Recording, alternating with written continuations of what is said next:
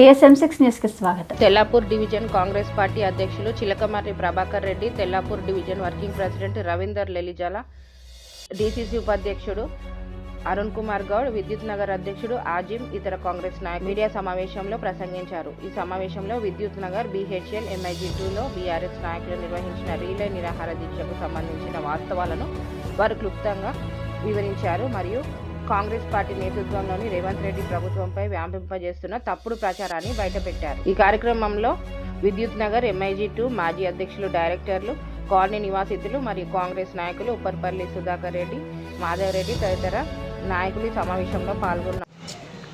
విద్యుత్ Nagar colony MIT phase 2కి ఈ సమావేశానికి విచ్చేసిన మీడియా మిత్రులకి, అదేవిధంగా కాలనీ అధ్యక్షులు అజిమ్ గారికి, మాజీ అధ్యక్షులు మూర్తి గారికి, మరియు మా పార్టీ కాంగ్రెస్ పార్టీ అధ్యక్షులు శ్రీ ప్రభాకర్ రెడ్డి గారికి, మాజీ ఉప సర్పంచ్ నాయకుడు కృష్ణ గారికి, మాజీ ఉప సర్పంచ్ బాజిద్ గారికి, మాజీ MPTC మరియు వార్డు మెంబర్ తూర్పు శ్రీనివాస్ గారికి, అలానే ఊరి పెద్దలైన మాధవ్ రెడ్డి గారికి మరియు DCCకి సంబంధించిన మాధవ్ రెడ్డి గారు మరియు ఉప్పర్పల్లి సుధాకర్ రెడ్డి గారికి, అలానే వైస్ ప్రెసిడెంట్ మురళి గారికి, మన కాలనీ DCCకి సంబంధించిన అరుణ్ గౌడ్ గారికి, బాబు గౌడ్ గారికి, మరియు ఇతర ఆత్మ కమిటీ మెంబర్ రోహిణి గారికి, అలానే మ్యాక్స్ సొసైటీ అధ్యక్షులు సలీం గారికి, వారి టీంకి, మరియు ఇక్కడ డైరెక్టర్స్గా ఉన్న మన సొసైటీ డైరెక్టర్స్కి, అలానే గ్రామ పెద్దలకి, మా యూత్ కాంగ్రెస్ వారికి, మరియు మైనార్టీ అధ్యక్షులు ఎంతమంది మనం తెల్లాపూర్ ఆఫీస్కి రెగ్యులర్గా పోతారు చెప్పండి. అట్లాంటిది అమీన్పూర్ అనేది డివిజన్ అయిన దాని మీద తప్పకుండా మినిస్టర్ గారికి ఆల్రెడీ చెప్పినాము, అది తెల్లాపూర్కి డివిజన్ ఆఫీస్ చేయాలని. దాని ప్రాసెస్ నడుస్తుంది, కానీ పబ్లిక్ని మనము మిస్గైడ్ చేయొద్దని మేము అంటున్నాం. వార్డ్ ఆఫీస్ మీకు ఈ ప్రెస్ వాళ్ళకి నేను ఒకసారి వాళ్ళ కెమెరాల మీదకి తీసుకుపోవాలని చెప్తున్నా. చూడండి, అది మున్సిపల్ అడ్మినిస్ట్రేషన్ ఆఫీస్, ఇది దీన్నే వార్డ్ ఆఫీస్గా చేస్తున్నారు వాళ్ళు. వార్డ్ ఆఫీస్లో ప్రతి ఒక్క మీకు సమస్య తీరవడం జరుగుతుంది.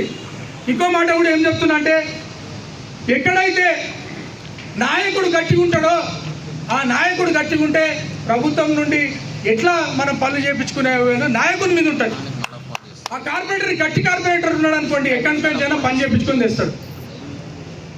మీకు వీక్ కార్పొరేటర్ ఉండి, ఇప్పుడు అదే గ్రామ పంచాయతీ కానివ్వండి, ఇక్కడ భారతీ నగర్ కానివ్వండి, ఎక్కడైనా సరే మొత్తము కొంతమంది నాకు ఫోన్ చేసి అడిగారు, తెల్లాపూర్లో ఇట్లా ఉంటే మనకు తెల్లాపూర్లో వెంచర్లు ఉన్నాయి, కొత్త కొత్త వెంచర్లు, కొత్త కొత్త అవి ఉన్నాయి, దాని మీద రెవెన్యూ బాగా వస్తుంది కదా, ఆ రెవెన్యూ మనం ఏమైనా మిస్ అవుతామేమో అని కొంతమంది నన్ను అడిగితే నేను ఒకటే అన్నా, రెవెన్యూ ఇండివిజువల్గా మున్సిపాలిటీ ఉంటే, ఇండివిజువల్గా గ్రామ పంచాయతీ ఉంటే ఇండివిజువల్గా అకౌంట్లో పడుతుంది తప్ప, GHMC ఉంటే ఎక్కడ GHMCలో పరిధిలో ఎక్కడ రెవెన్యూ వచ్చినా సెంట్రల్ ఆఫీస్లో అకౌంట్లో GHMC అకౌంట్లో పడుతుంది. కానీ తెల్లాపూర్ డివిజన్ అంటూ సపరేట్ అకౌంట్ ఉండదు.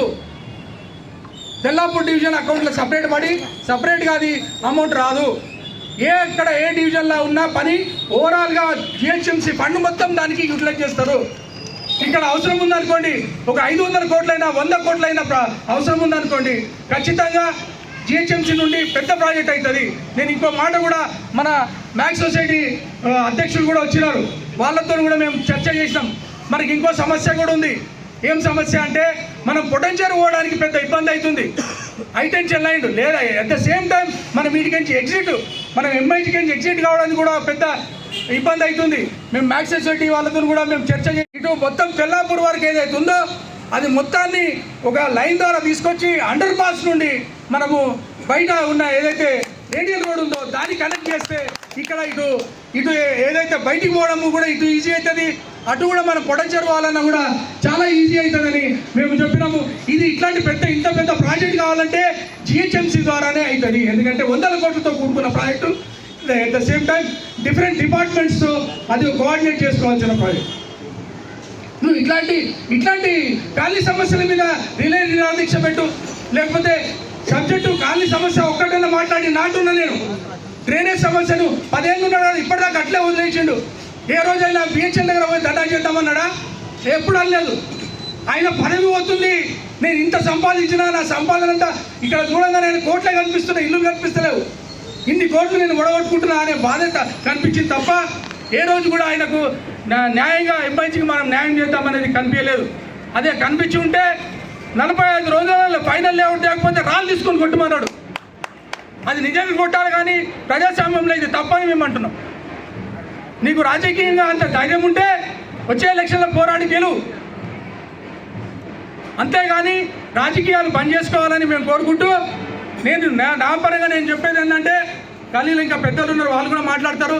మళ్ళొక్కసారి మేము చెప్తున్నాము, నడు కమిషనర్ ఆఫీస్ పోదాం, ధర్నా చేద్దాం తెల్లాపూర్ గురించి. కానీ తెల్లాపూర్ని నువ్వు ఇప్పటిదాకా వాడుకున్నావు, ఆపై మళ్ళీ ఇంకా మా ఎంఐజీని ఇంకా వాడుకుంటున్నావు. ఎంఐజీ వాడుకున్నది ఆపి, నువ్వు ఏదున్నా కూడా మేము సహకరిస్తాము. మేము ఆల్రెడీ మినిస్టర్తో కూడా మాట్లాడుతున్నాము, జోనల్ ఆఫీస్ కూడా తెల్లాపూర్ రావాలని ఖచ్చితంగా దాని మీద కూడా మేము ప్రయత్నం చేస్తామని కోరుకుంటూ, ఇప్పుడు మన తూర్పు శ్రీనివాస్ గారిని మాట్లాడాల్సిన కోరుకుంటున్నాను. కాంగ్రెస్ వాళ్ళు మీ మీటింగ్ లో పాల్గొన్నారని నేను ఇక్కడ అడుగుతున్నాను. మీరు చూపియండి వార్డ్ ఆఫీస్, మీరు గమనించండి. విద్యుత్ కాలనీ వాసులారా, నేను ఇక్కడ గతంలో ఎంపీటీసీ 5 సంవత్సరాలు చేసిన, మీ అందరికీ తెలుసు. నా పేరు చిలకమర్రి ప్రభాకర్ రెడ్డి, ఎక్స్ ఎంపీటీసీ. ఇప్పుడు నేను జిహెచ్ఎంసీ వార్డు కాంగ్రెస్ పార్టీ అధ్యక్షుడిని. మీరు అపోహాలు నమ్మకండి. రేపు జిహెచ్ఎంసీ ఏర్పాటు అయిన తర్వాత ఇక్కడ వార్డ్ ఆఫీసు ఇక్కడికే ఎంఐజీ విద్యుత్ నగర్లో ఏర్పాటు చేస్తామని స్వయంగా పొన్నం ప్రభాకర్ గారు మాకు చెప్పారు. ఇది వాస్తవము. ఇంతేకాకుండా ఈరోజు ఇక్కడే ఈ గ్రంథాలయం పైనే వస్తుందని వాళ్ళు చెప్పారు.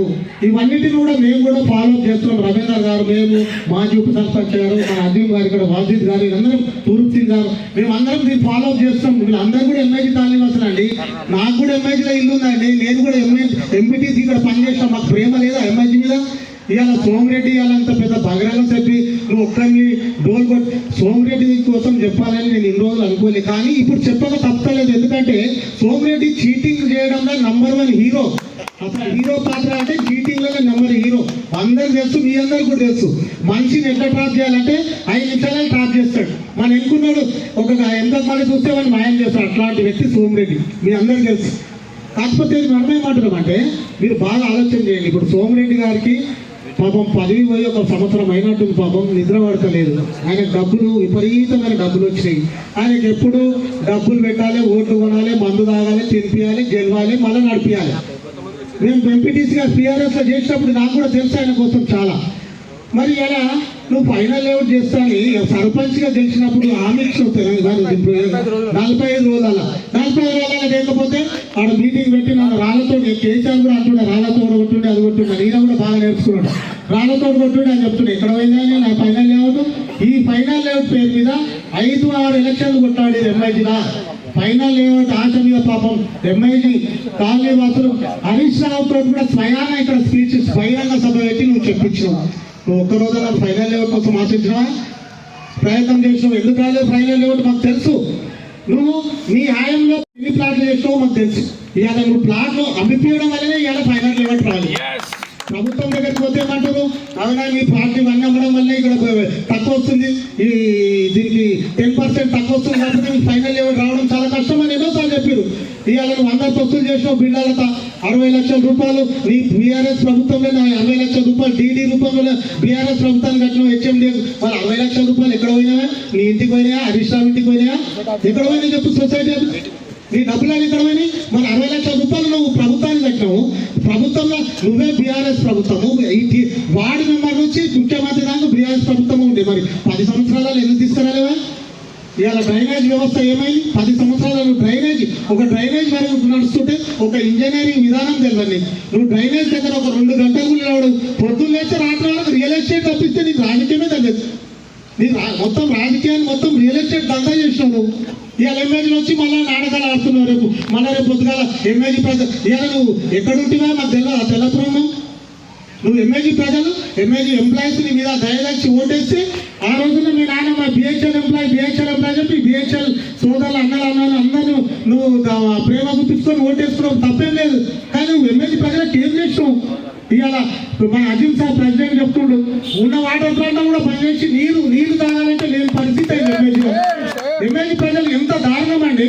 ఇవాళ తెల్లాపూర్లో చూడండి, తెల్లాపూర్లో 3 చెరువులు ఇవాళ బిల్డర్ల తొత్తు వరకు వాళ్ళకు అనుమతులు లేకున్నా కానీ వాళ్ళకి ఏమంటారు ఇది సేఫ్టీ ట్యాంక్స్ అనుమతి లేకున్నా ఎస్టీపీ లేకున్నా కానీ నువ్వు అనుమతులు ఇచ్చి 3 చెరువులను ఇలా డ్రైనేజీలో నింపేసావు మొత్తం. ఇవాళ వ్యవసాయ రైతులు పంట పండిస్తుంటే మేము ఇవాళ ఒడ్లు బయటికి అమ్ముకునే పరిస్థితి, బియ్యం తింటుంటామండి. ఇవాళ 5 సంవత్సరాల నుంచి మేము అన్నం తింటాం, తెల్లాపూర్ బియ్యం ఒక్కరు కూడా తినట్లేదు, బయటి నుంచి కొనుక్కొని వచ్చే పరిస్థితి చేసినావు తెల్లాపూర్లో. ఆ రోజు నేను ఎంపీటీసీగా బీఆర్ఎస్ లో ఉన్నప్పుడు ఎంపీ సాబ్ ఆ రోజు అందరం కలిసి తీసుకొచ్చి ఆ రోజు కొబ్బరికాయ కొట్టించాం. అండర్ గ్రౌండ్ రైల్వే ఇంకోటి అన్ని ఇన్ అవుట్ అండర్ పాస్ ఒక్క రోజు కూడా దానికోసం ఒక ప్రయత్నం చేయలేవు. 60 ఫీట్ల రోడ్డు అండర్ పాస్ నుంచి మెయిన్ రోడ్ 60 ఫీట్ వరకు ఒక తీర్మానం చేసి ప్రభుత్వానికి వెళ్తామంటే తీర్మానం